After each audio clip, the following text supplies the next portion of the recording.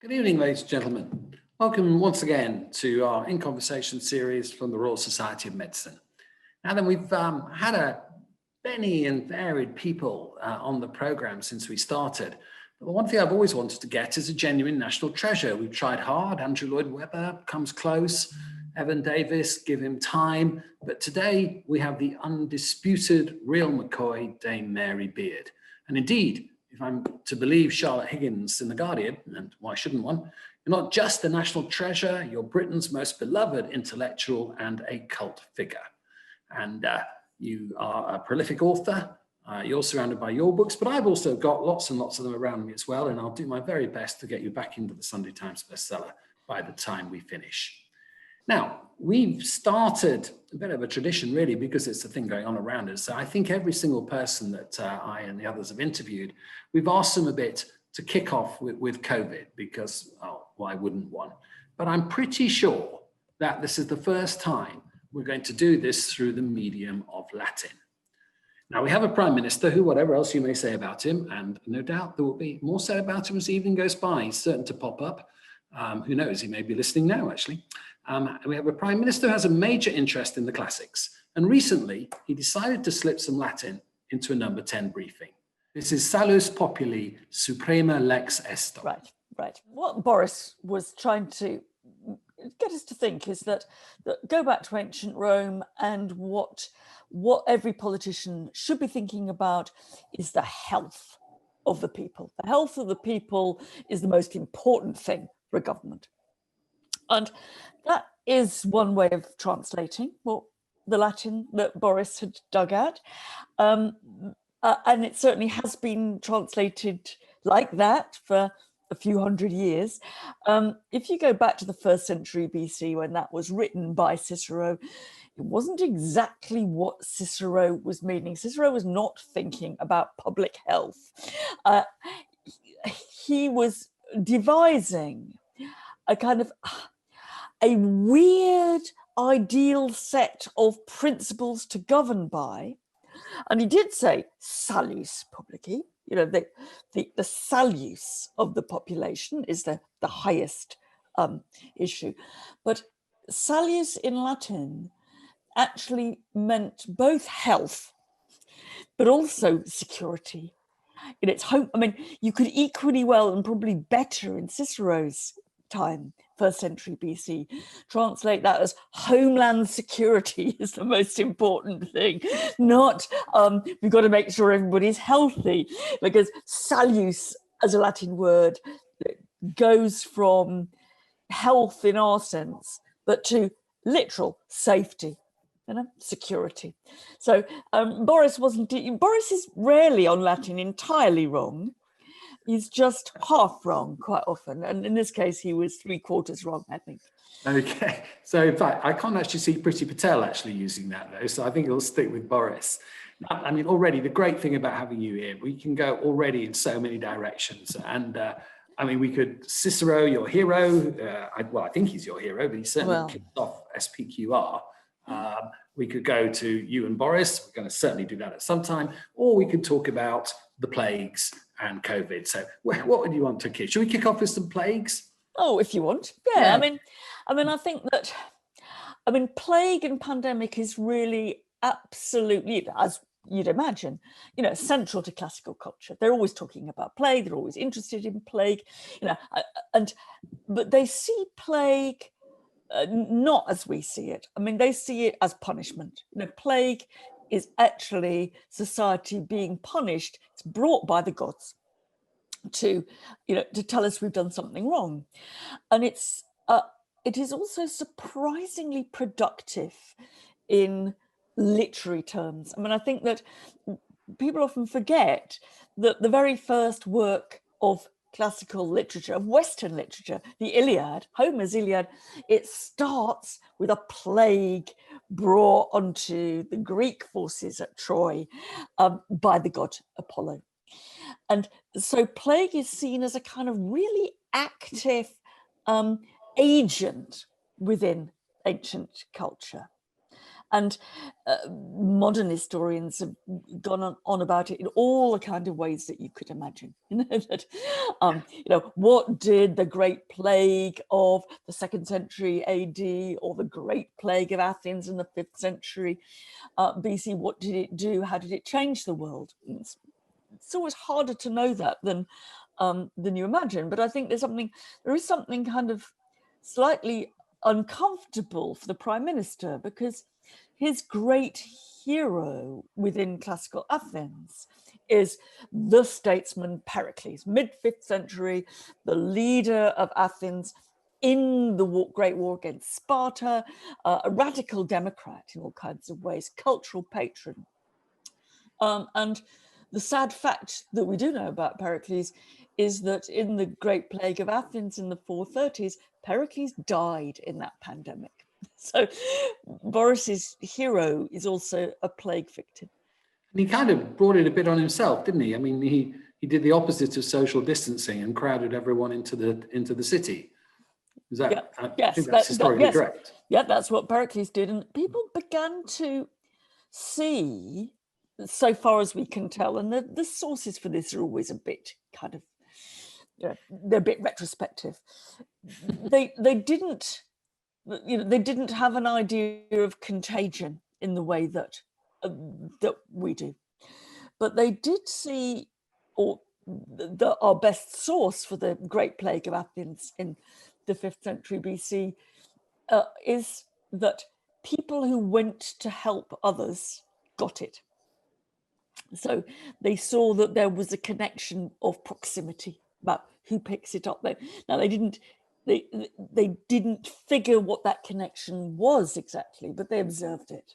Let's go right back to the beginning. I mean, you say it kicks off the Iliad. I mean, and plague had a purpose. It was to force Agamemnon to do something, wasn't it? It was to what? Well, Agamemnon had got into a row with, Achilles and Agamemnon had got into a row with each other, and one of the problems was that the daughter of a Trojan priest of Apollo had been snitched.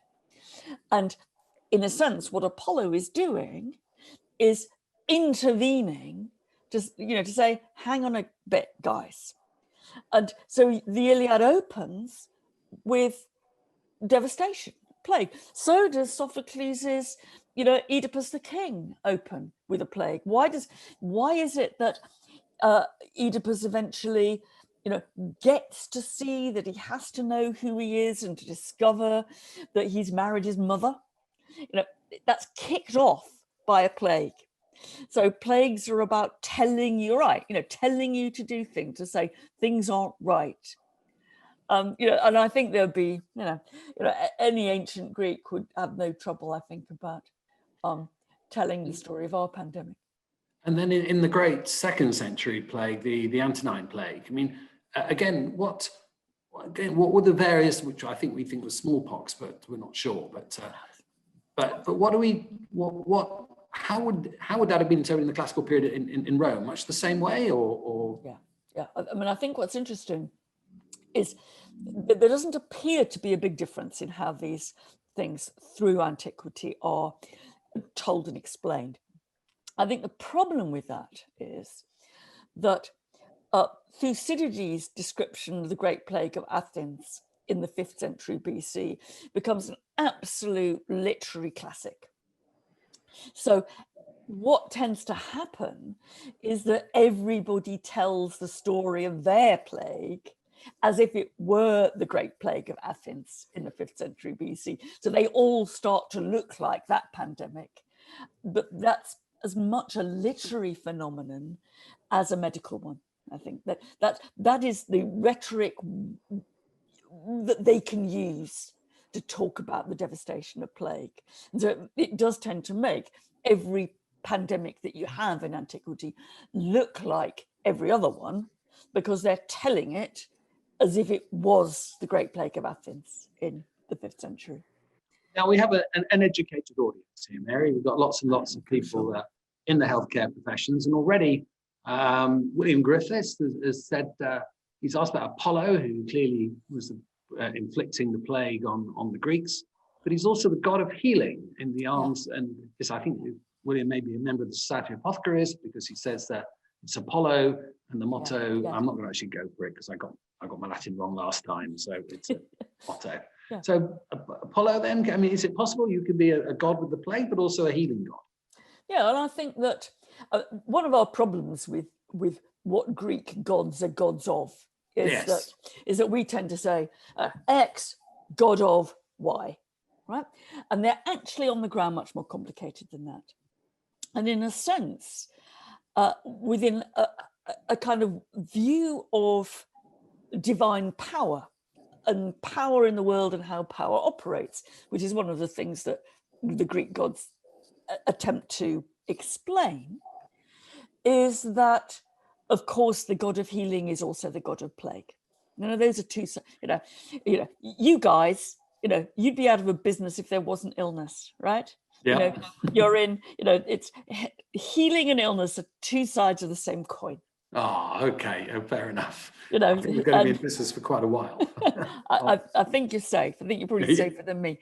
But so you have to see it in those ways, that it's divine figures are zooming down into different areas of contested power. It's like the goddess Artemis, Apollo's sister. Mm-hmm. She is goddess, quotes, as of virginity, and the goddess of childbirth. Okay. Now, Christopher Wood has asked, who is Boris? So we'll pass on that one. But I want to move on into contemporary society and its reflections backwards. And my daughter-in-law has asked this question beforehand, and I think you briefly supervised her in her Cambridge days. But it's about Boris. She's a teacher now, and she's a classics teacher, and that actually that is due to Boris. And when he gets to the pearly gates, wherever he's going, that will be definitely on the good tick, won't it? That he has brought back classics into schools where it was losing. I don't know. Before I ask her a question, do you want to say a bit more about that? Yeah, I mean, there are all kinds of things on which I disagree fervently with the Prime Minister, as you would not be surprised. But I think that the kind of criticism of him that you often see, which is that all this classical stuff is just a pose, it's just a good bit of PR to impress the plebs, all this. I don't actually think that's true. And everything that I've seen about what Boris did when he was mayor of London, and generally his support for classics, I think, like it or not, like him or not, there is no doubt I think there's no doubt he's sincere, and he's put his money where his mouth is, and he's helped classics. Now, I have all kinds of worries with that, not really because of Boris, but because there is a tendency, when he opens his mouth and quotes a bit of Latin, there is a tendency for the message to get out that somehow Latin's for posh boys. And it doesn't necessarily help you if you're trying to democratize a subject which has been a pretty elite subject. If you hear it on the radio or on the telly in a kind of Etonian accent. But I think I'm prepared to give him a few points for the pearly gates. Okay. Well, Steph is teaching at a definitely not Eton, at a school in Hackney, and but she was talking to her kids about the issue of statues and the tendency of statues to end up in rivers. And of course, that's nothing new at all. And Roman statues had a tendency to do the same. And really, but explain a little bit more about how the complexities of statues and when they were being replaced, moved, chucked into rivers, whatever. It's more complicated than it looks. I think it's a lot more complicated. And I think, as always, popular media, she says, although I'm part of that, I suppose, has a tendency to oversimplify. I think the other part of me, which is an academic, has a duty to complexify this. And statues and what we make of statues has been controversial as long as they've been statues. They are they're a difficult art form. We can never quite work out whether they're just a lump of old bronze or whether they are somehow the person that they represent. And that's been the case since people tried to make love to statues because they thought that the woman statue was a woman. It's always been back in the 4th century BC, and that's always been a problem. And but that's also the interest of the statue, in a sense, is that it is in this position of, is it a person, is it a thing, is it just a blob, what is it? But the ancient world was just as kind of bothered about statues as we are. So bad emperor is assassinated, and what do? You throw the statue in the river. You get rid of him. Throwing the statue away is in part like throwing the person away, and I think that's very important. I think that the ancients, in some ways, as they occasionally are, a bit more enterprising and sophisticated than we are. So one of the things that they would do is that they would take a marble, couldn't do it with bronze, but they'll take a marble statue of Emperor -1, last one. And what do? They recarve it into the next emperor. They recarve the features. Now, you have a beautiful picture of Caligula changing into Claudius in SPQR. Yes. But, isn't that just business? Marble's bloody expensive. Well, in part, very sensible economic decision. We just put all our money into this. Blimey, we're not going to put that to waste. Yeah. And that's one part of it. But I think there is also the idea that you can change, statues can be retooled, they can be reconfigured. But in the end, one emperor is really, in a way, much like another, though got a slightly different look. And partly it's also saying, I can eradicate Caligula because I am going to make Caligula into Claudius. And there are loads of stories of leading figures in the ancient world playing with that idea. Romans would get from Greece, loot basically. They would get from Greece a statue of Alexander the Great, take the head off, and put their own head into the statue of Alexander the Great to say, okay, so who's who? Am I Alexander? Is this a statue of me? Is it a statue of Alexander? And so they are constantly thinking harder than we do, I think, about the fuzzy boundaries of a statue, the difficult edges, and exploiting them, and partly having fun with them. Okay, all right. Well, we're into the issue, obviously, with statues and culture wars, and I think this is one of the kind of big ticket items I want to explore with you, and that was statues, but also poetry and literature is dragged into culture wars as well, and other issues. And we had quite a famous case at King's, and it made all the press, of a student on our classical study. But you taught at King's, didn't you? I forgot that. Yeah. You did. Mm. Good. Yeah. This was more recent.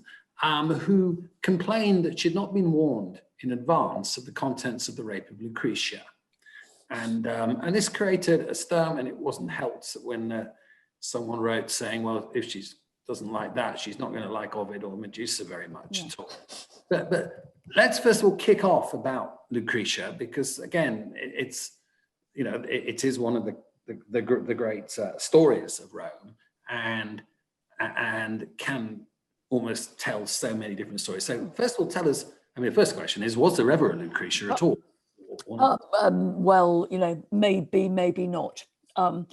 But she's a hugely important figure in Rome's discussion of itself. She's a virtuous married woman. We're at the end of Rome's very early monarchy, and I'm not meaning the emperors we're familiar with, but the mythical early kings of Rome.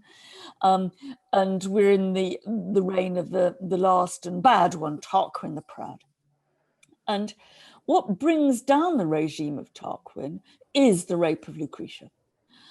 What happens is that the Roman lads are off bashing up a neighboring town.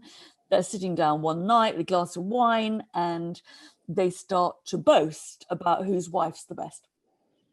And they all claim their wife's the best. And they say, oh, come on, you know, they had too much to drink. They say, let's go to Rome, let's see. And so they go around all the houses, and in every house, apart from Lucretia's, the women are not behaving well. You know, they are, you know, having what we would call a good time while husbands are away. They come to Lucretia's house, and she is virtuously spinning and weaving, and she invites them in and entertains them. And so Lucretia's husband wins the contest. His wife was the best. But in the course of this, the king's nephew, full of quotes, what we used to say, falls in love with, you know, huge euphemism, with Lucretia. And he comes back later and he forces her to have sex with him. She refuses. He then says, if you refuse, I will kill you and I will kill a slave and I will leave you together naked on the bed, and it will look as if you've been having an adulterous affair with the slave.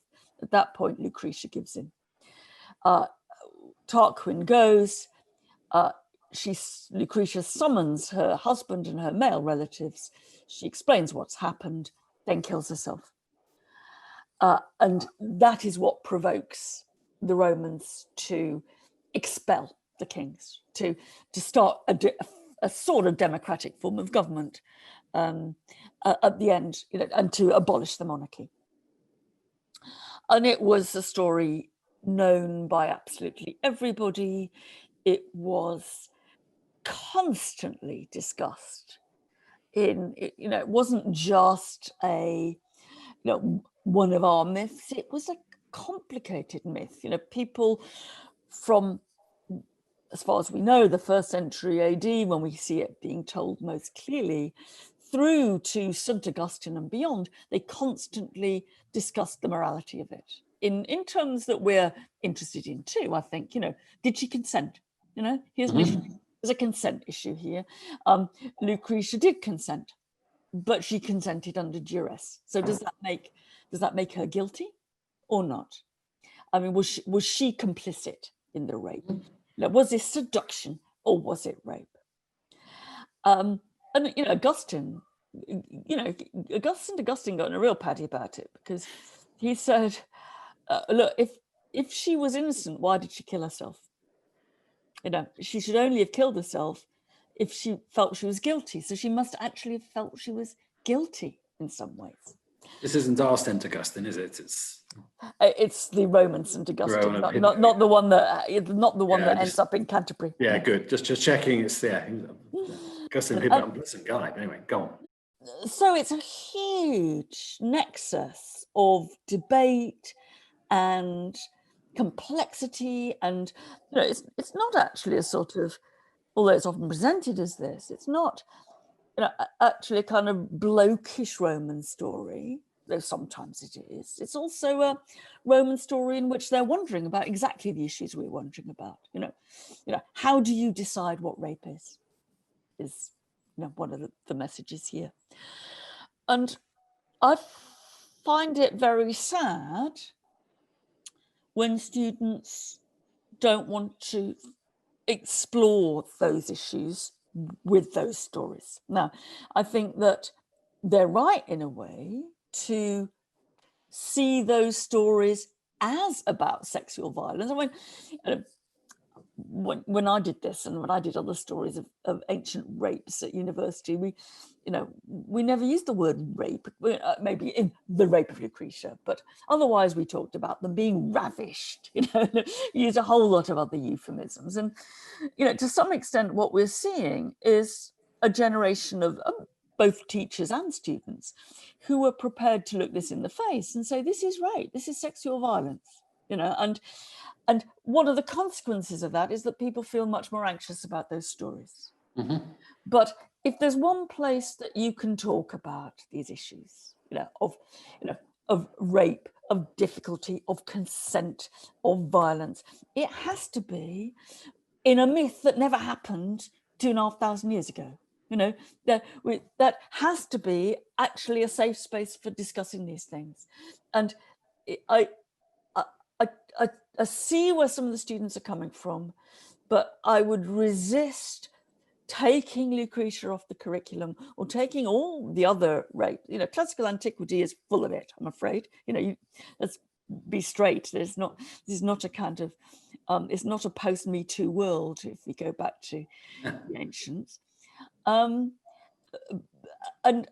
we want rightly to see that this should be kind of affecting and difficult. They are talking about difficult things, but unless we're going to look at it and talk about it and see why we, in some ways, are the inheritor of all those discussions that the Romans had about Lucretia.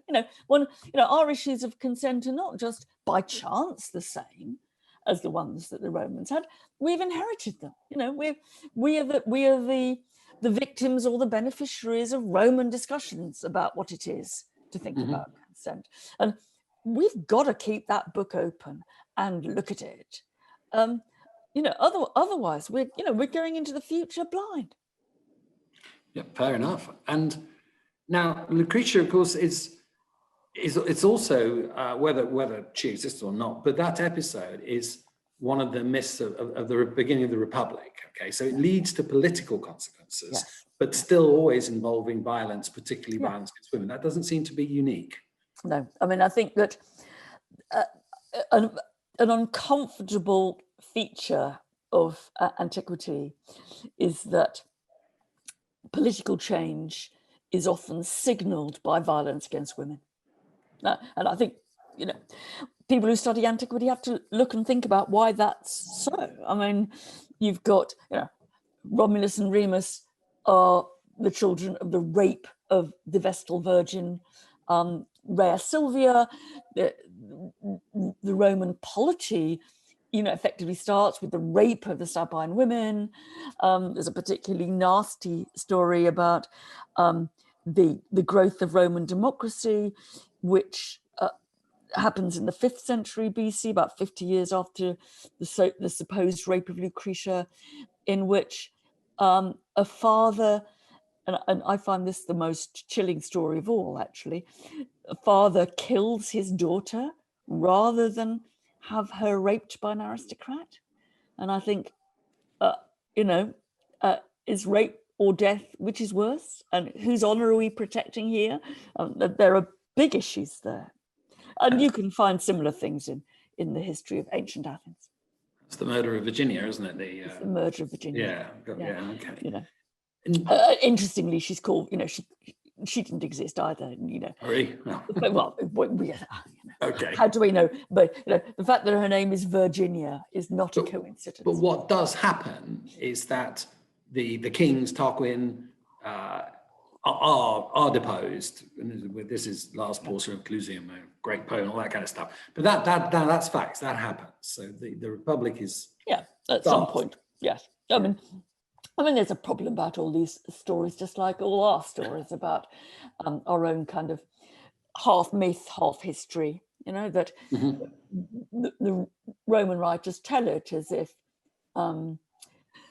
they just rape of Lucretia, deposed the kings, and then suddenly we've invented a democracy overnight, already kind of oven ready, as the Prime Minister would say, got oven ready democracy. It can't have been like that. Okay, I mean, in your debate with Boris, who you mentioned again, obviously, there is a wonderful passage in which you say to him something like, "Athens isn't Greece, sunshine." Which I wonder when Boris was last called sunshine. Sunshine. Yes, so you did. Yeah, it's great. Okay. But in that debate, and where we're talking now, let's talk a little bit more about the complex roles of women then, because your argument, which I think could be challenged a bit, is that you first of all say that in Greece, it was really rubbish to be a woman. I mean, and you explain why. 5th century Athens. I mean, in a funny way, the more acceptable and interesting the male polity is, the worse they were to women and slaves. I mean, there's a kind of basic rule there. So nobody in their right mind would want to live in Sparta, an extraordinarily kind of strange and brutish regime, but I'm pretty certain that being a woman in Sparta was better than to be a woman in Athens. And that ancient democracy in the Greek sense was very male clubbish. That it was small and it could be a democracy because it didn't let anybody else in, and it was the more democratic Athens got, the more it pushed the other foreigners, women, to the margins. So the uncomfortable truth about Athenian democracy is it's Athenian democracy, it's freedom for a privileged group of men at the price of the exploitation of women, foreigners, slaves, and whatever. And Rome is, Rome was never a democracy in quite the sense that Athens was. It had democratic elements during the Republic, so-called Republic, but women had a marginally better time in terms of no political rights, but economic rights and legal rights, and so on. I mean, no woman would ever want to go back to any part of the ancient world. But if you had to choose, you'd go to Rome. In your book, Woman and Power, which I have here, which is it is genuinely a short but splendid read, you're making the argument that even in Rome, it's not for women to speak, basically. No, that's right. And the definition of a man is someone, a good man is someone who speaks. Yes. I mean, that is actually, in a sense, the definition of the male citizen is the man who's good at speaking. And women are effectively silenced in the public sphere.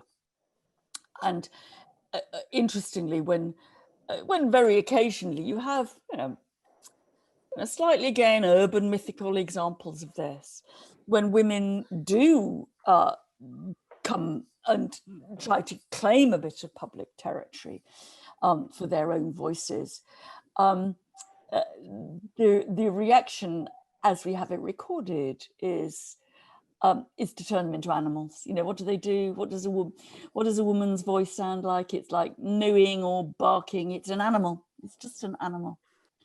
It's a bit like whining, but even worse. And so there is a degree of liberty for women in classical Rome. They could actually go to dinner parties. I put that reasonably high on my agenda of Wish anyone could go to dinner parties. But all the rights are effectively private rights. It's about kind of the private control of property, etc. They're not about public rights. And you use a phrase that one woman was yapping like an animal. I mean, changed into animals. Yeah. And again, it's impossible to get Boris off the brain, really. But I think all of us feel that. But in the debate, you managed to catch Boris out on he actually said that Ovid's Metamorphosis is the greatest book in Western literature, and I think you probably think much the same. But on that subject, I mean, you have some wonderful examples that the myths that we know in Ovid and the stories, so many of them always seem to involve women being changed into animals or losing their speech. Yeah. I mean, it happens too often to be by just literary chance. No, it is, and it's always very hard with a poet like Ovid. He's damn clever. You can never be quite certain whether what he's doing is reveling and glorifying the the exploitation and the kind of the dehumanizing of the woman, right? by saying, look, they're always being turned into another bloody tree or whatever, or an animal. Is there a kind of misogynist? Is the whole of these poems basically built on misogyny, or is what someone like Ovid doing? And you can't decide, but is he exposing that? When Ovid shows you women being treated as animals, is what he is doing rubbing the noses of his male readership in their prejudices? Is he making them face up to it? And that's one of the reasons why I think it's still terribly important to read things like Ovid, because to say this is just a guy being blokish, and I don't want to read that, is to miss the potential subtlety and interest of someone like Ovid. He's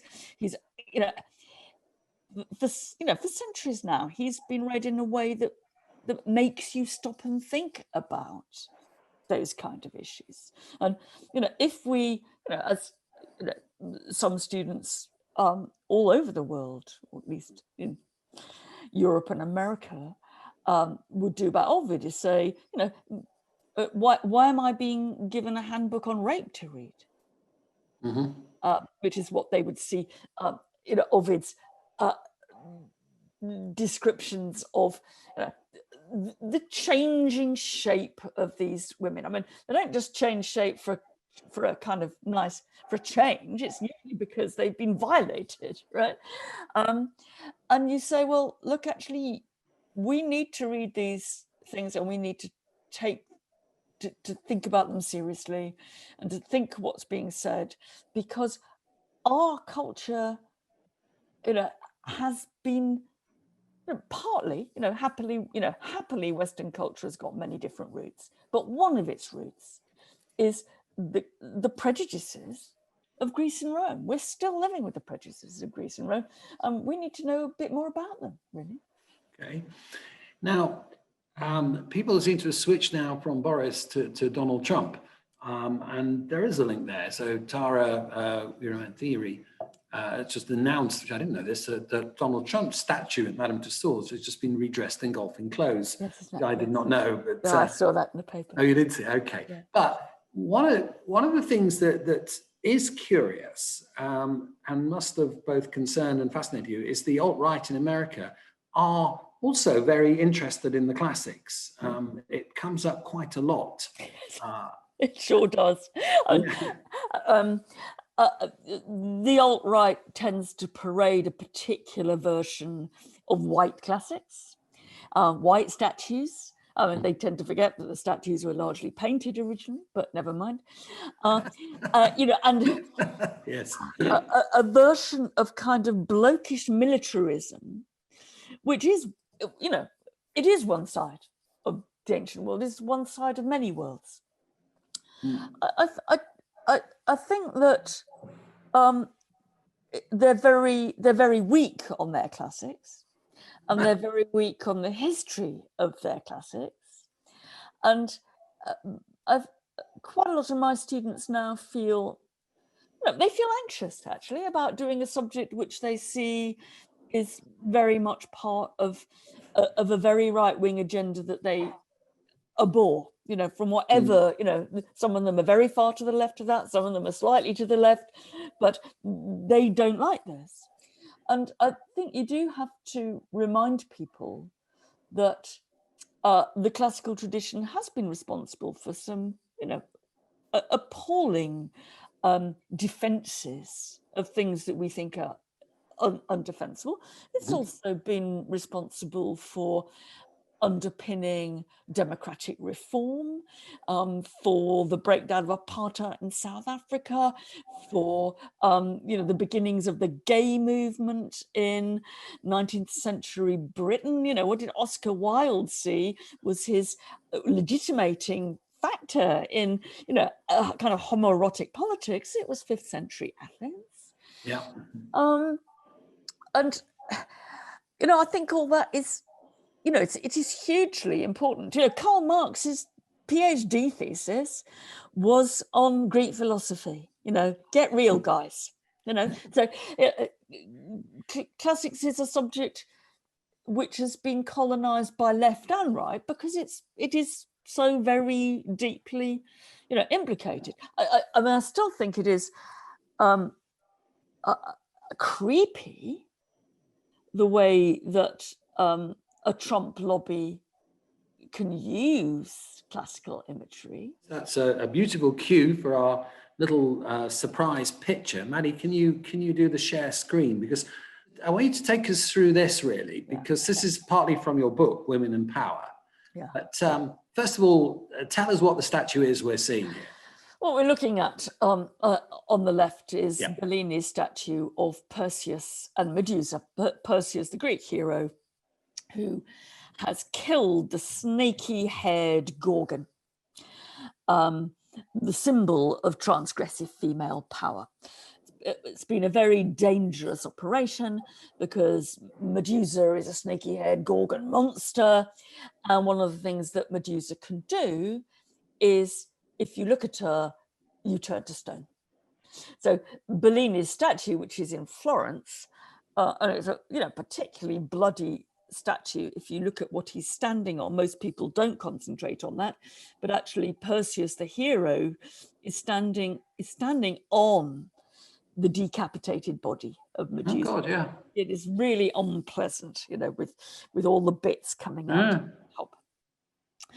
But it's also a kind of visual tease in a way, because he's holding up for us to look at the head of the monster who, if we look at it, we will be turned to stone.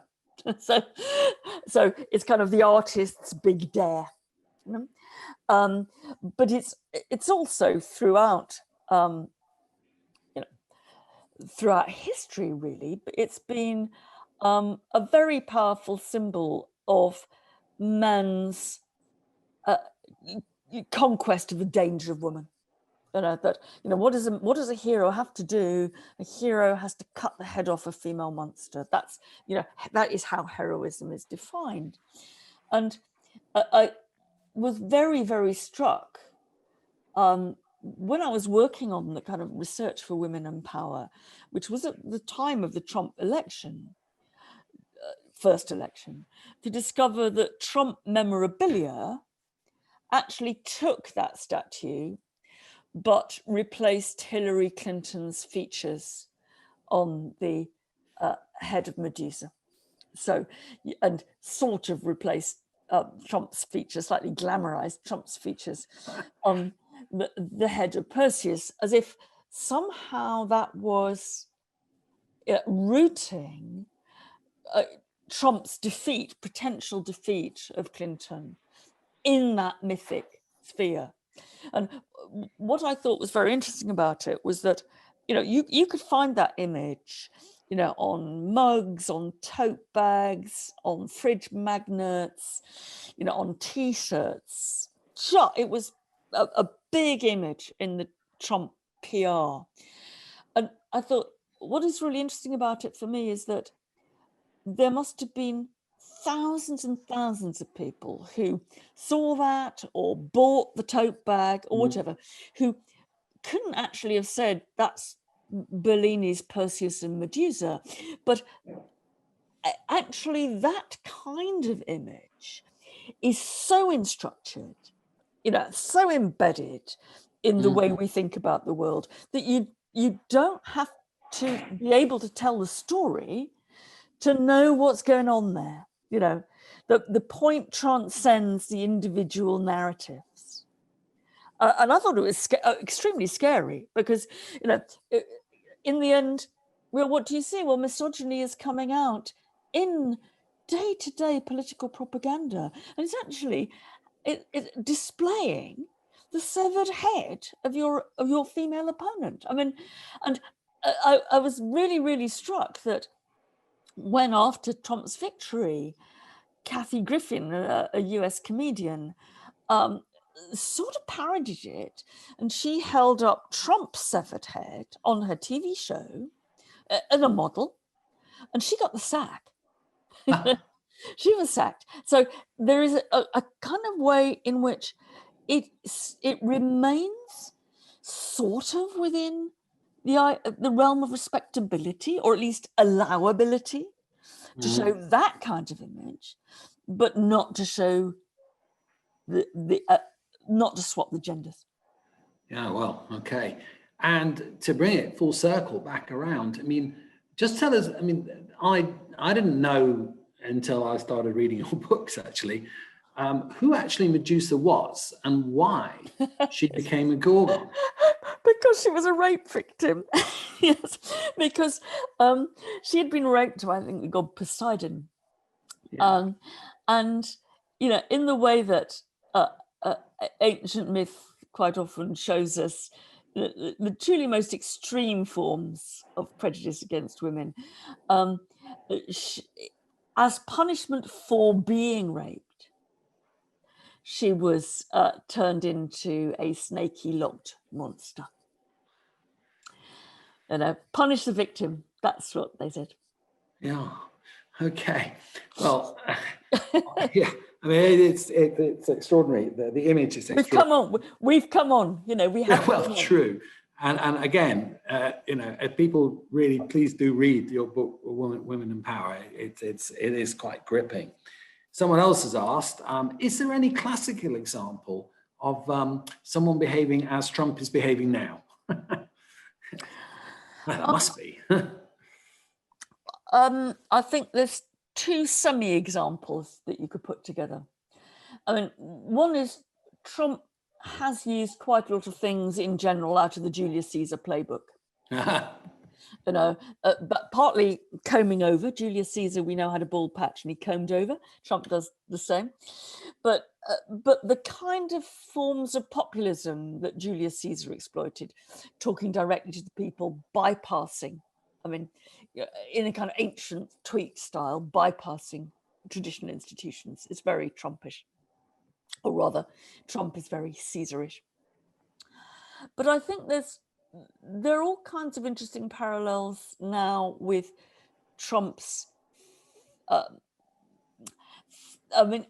awkwardness, to put this euphemistically, in leaving power and seeing what is happening to Trump in the White House. And the parallels that I see most strongly are the parallels with the end of the Emperor Nero, when Nero has been, you know, he's been resolutely upstaged by rebellions, you know, in Gaul and Spain, but somehow is kind of not looking at it, not seeing it. And there's a very, I think, haunting description actually in Suetonius's biography of Nero, written in the 2nd century AD, where he talks about Nero sitting in the palace, still kind of thinking it's business as usual. And he calls the servants, but eventually they just don't come. That power is seen to be just removed from Nero because nobody obeys him any longer.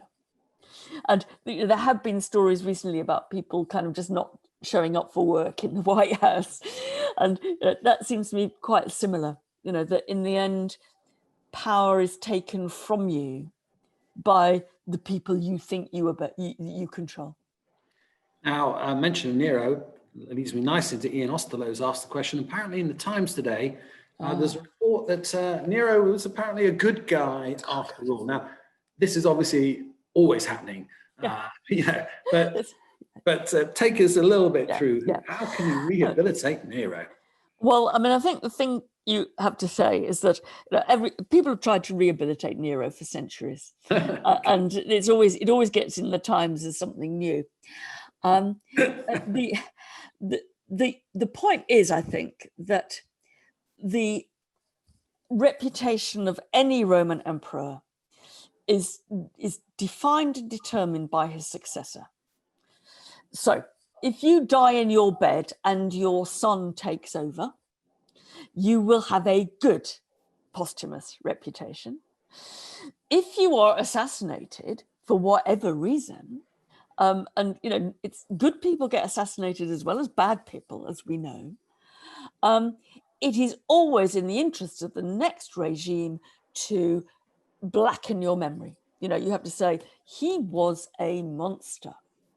And in Nero's case, there was a rebellion. I'm not sure that I think Nero is a pussycat, but there is a very strong sense that it's the history written by the victors, isn't it? That so the justification for the new regime exists through and by blackening the old regime, and we can never see through that. I mean, we get little hints, and this is what people like Barrett, who's done this new book on the fire of Rome, is trying to do, is to say, look, there's kind of good sides here. Well, we've always known there's good sides. It's just that you're constantly trying to see another version through a blanket abomination. We know that there are some people in the Roman world who thought Nero at the time was a good guy. And one of the reasons we know that is that after his suicide, more than one false Neros emerged, right? To come and say, no, I'm not, I didn't die, like false Elvises. Yeah. False Neros. Now, that is only plausible if there's a body of support for Nero. There's no point in being a false Nero if Nero is universally deemed to be a monster. But you can get hints of this. You can reckon that what the elite history writers thought was not necessarily the same as what the man or woman in the street thought. But essentially, the historical tradition is determined to blacken him. If you go to some later emperors, you even find historians, going through all these terrible anecdotes about these guys and then saying, well, I do wonder if this wasn't actually partly invented by his successor, right? They're aware of these issues. But it means that, it's very hard to say. But of course, we're implicated in these stories too, so that we have learned that Nero fiddled while Rome burned. So every 10 years or so, somebody comes along and says, "Ha ha, no, he wasn't." And we all think, "Oh, that's really interesting," and it is, of course, but it's not new. Okay, I've always, I remember Derek Jacobi as Claudius, but Claudius was a bit of a sod as well, wasn't he? Yeah, we have we've been really taken in by Robert Graves and then by Derek Jacobi into thinking that Claudius was a decent old soul, who just tried to do his best, and he was really a bit of a scholar, and actually. The ancient tradition about Claudius, it does not make him a nice guy. More people were killed under Claudius, and there's that lovely story at the beginning of Claudius's reign, where they've just killed Caligula, and they're looking for a new emperor. Oh, blimey, where are we going to find a new emperor? And they find poor old Uncle Claudius behind the curtain, and they say, "Here's an emperor, lads." Great. And so they say, fine, and oh God, look, no hands. Well, let's, I don't know, there is no evidence, but a lot of suspicion that Claudius might not have been quite so look, no hands, okay, as he seems. We're moving towards the end, so a couple of quick kind of fire easy things really. But firstly, I've already forgotten the gentleman's name, I'm afraid, but who's been running a book club, and he's been praising the book 1001 Ships. By Natalie. Yes, that's not. Thank you very much. Yes. He just says quickly he'd really like a good similar book for his next book club, and then he can say it was recommended to him by Mary Beard. Oh, blimey! Yeah. Well, and I think that I think that a short book, which has got forgotten because it's been very much overtaken by Margaret Atwood's, later, Booker, fame, Gilead and all the rest. Margaret Atwood wrote a wonderful book, very short, a few years ago, called The Penelopead. And I suppose this was 15 years ago, and it was telling the story of the end of the Odyssey from the women's point of view. And in some ways, it was the kind of one of the starters for this whole, let's tell it, Pat Barker, all the rest, let's tell it from the woman's point of view. I think it's worth going back to Atwood because, as I say, she's become so famous that people haven't really looked at some of these earlier. Okay, Bill Dunsmuir, you can now show off, amazingly. Indeed, another one that we came in with Agamemnon telling the plague, and in return, I think he then kidnapped Briseis, didn't he? Yes. There's a modern reworking of that, yes. I think is yes, well worth. Yes, no, who's that by? Oh, that's by. I don't know either. Anyway, there's always Google, folks. Senior moment. That's right. There's always Google. Okay, so Madeline Miller. That's it. Okay. Now, I wanted to talk to you a bit about sanitation in ancient Rome. I mean, we could have gone straight to that from Trump, I imagine, but we are running out of time. So let's finish then. One of the things that I think is fascinating is just how much there's so much missing in our knowledge and the traces of the classical literature and books. I mean, a historian of the First Gulf War would have to look at about 1 billion documents in order to describe three days of warfare.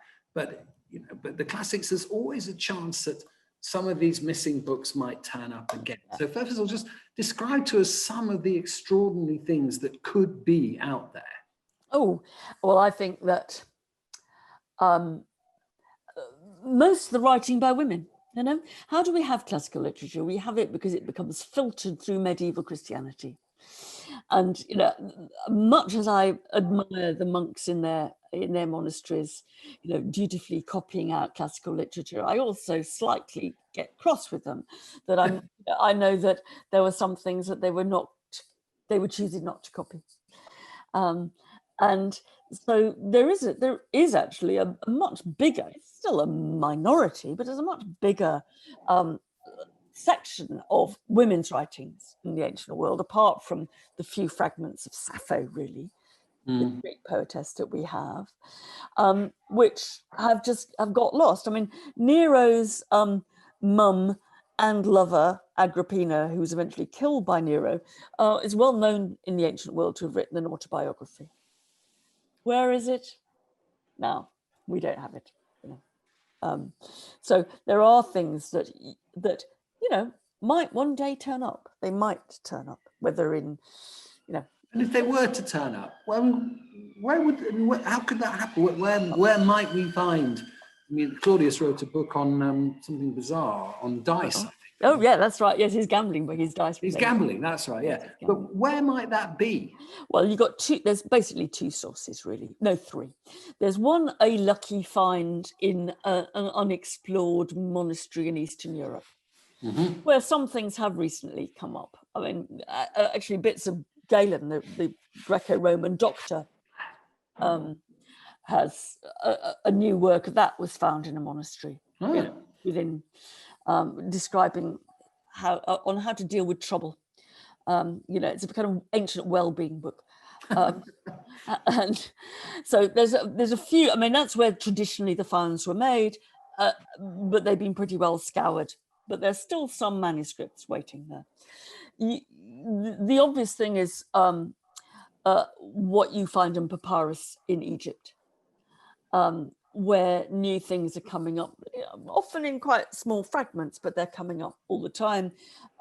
There are hundreds and hundreds of unread papyri that have been, quotes, I'll put this, rescued, and often they end up in Oxford. And there is undoubtedly more bits, probably small bits, but there's more bits of ancient literature there. I think the big one that's going to come up soon is the the material from the villa of the Papyri at Herculaneum, big villa just outside Herculaneum, outside modern Naples, where there has been excavated a whole library. But because it was destroyed in the eruption of Vesuvius, all the scrolls are really charred, very, very hard to unroll. Some have been slightly unrolled, at considerable damage to them. Most of them have turned out to be a pretty second-rate 2nd century BC philosopher called Philodemus, who we could have done without so much of. But there's loads and loads more. And what is currently happening is a digital image work is being done on them to see if you can actually read these papyri without having to unroll them, because it's the unrolling of the charred papyri that destroys them and makes it therefore impossible to read.